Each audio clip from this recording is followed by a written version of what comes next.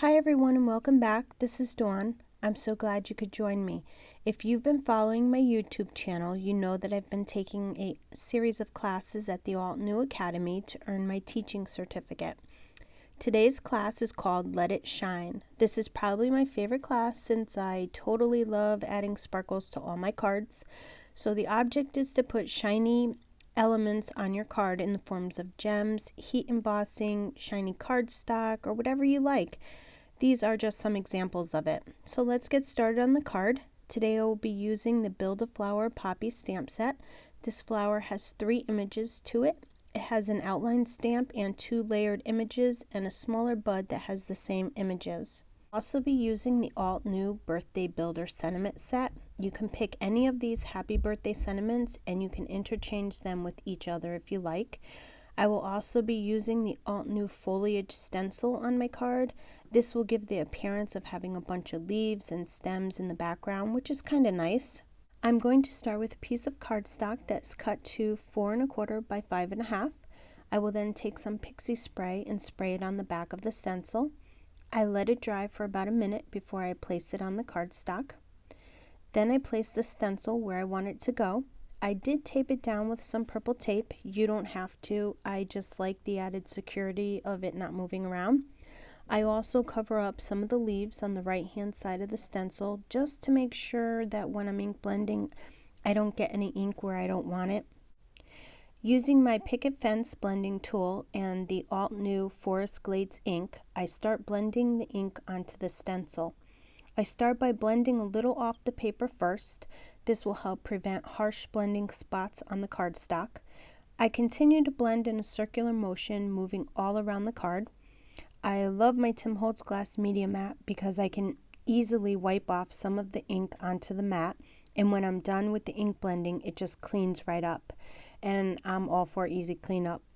What I like about ink blending is you can put as much or as little as you want. I added quite a bit because I was going for a more darker look. When I'm done, I just pull the stencil off and you have this really great foliage stencil for a background.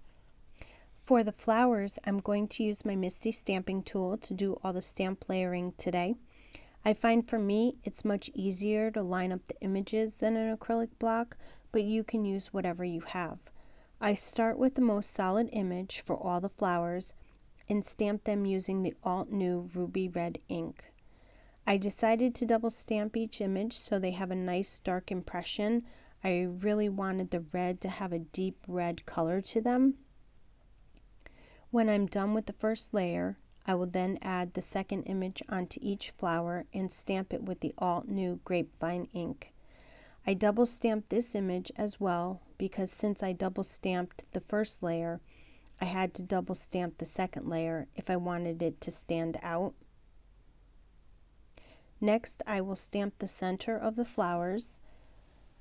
The open flower has 3 layers to it, and the bud flower only has 1 layer to it.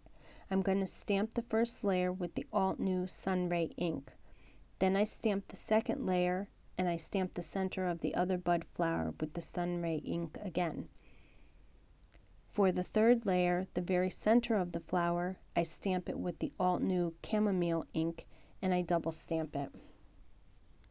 For the outline image, I'm going to heat emboss it in gold. I prep the paper using an embossing powder bag. This helps prevent embossing powder from getting where you don't want it to. Then I stamp the images using Versamark ink. This is just a sticky ink that helps the embossing powder stick. I pour Ranger gold embossing powder on all the images. I do it over a coffee filter and then I just pour the excess back in the jar when I'm done. When my heat tool is good and hot, I move it around on the paper, trying not to stay in one spot too long or it will burn the paper. Then I cut the images so I can place them in my Sizzix Sidekick machine.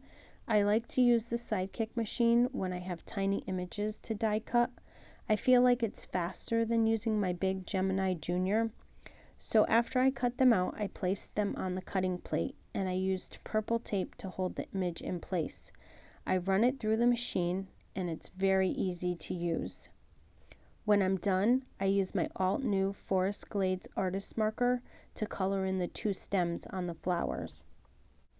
Here I use my trimmer to trim off some of the edges of the stenciled leaf panel. I cut the panel down to 4 inches by 5 1/4 inches. I only trimmed one side of the panel because I wanted to cut off some of the stenciled leaves, and then I took a little off the top. I used my Misti stamping tool to stamp the sentiment onto the leaf panel. I used the sentiment from the Altenew Birthday Builder. I decided to heat emboss the sentiment with gold embossing powder to add to the shine factor on the card. I prepped the paper with my embossing powder bag. Then I used Versamark ink to stamp the sentiment. Once I'm done, I will pour Ranger gold embossing powder onto the sentiment. When my heat gun is good and hot, I then run it over the sentiment, moving it all around so it doesn't burn the paper.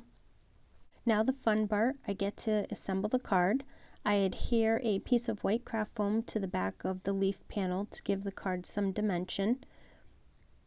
Next, I will adhere the leaf panel onto a piece of gold cardstock cut to 4 1/8 by 5 3/8. This will add to the shine factor on the card. I was trying to get as much shine onto the card as the class is called Let It Shine. Then I lay the flowers where I want them to go on the card. When I have the layout set, I then use foam tape to adhere them to the card. I use the foam tape because I like the look of the dimension on my cards. I think it really makes the card look extra special with that 3D dimension. Now, it wouldn't be a Let It Shine class if we didn't add gems to the card. I just love putting gems on my cards. I just think it gives it that little extra something that just makes the whole card. I lay my gems where I want them to go, and then using a very small amount of glue and my jewel picker, I adhered them to the card. When I hold the card up, you can really see all the shine on the card from the heat embossing, the gold cardstock, and the gems. One last step, I will now adhere the flower panel to a piece of cardstock folded to 5 1/2 by 4 1/4 inches. That completes my card for today. I hope you enjoyed it and can add some shine to your own cards. If you liked the video, please subscribe to my channel and be on the lookout for my next video. Thank you and have a great day.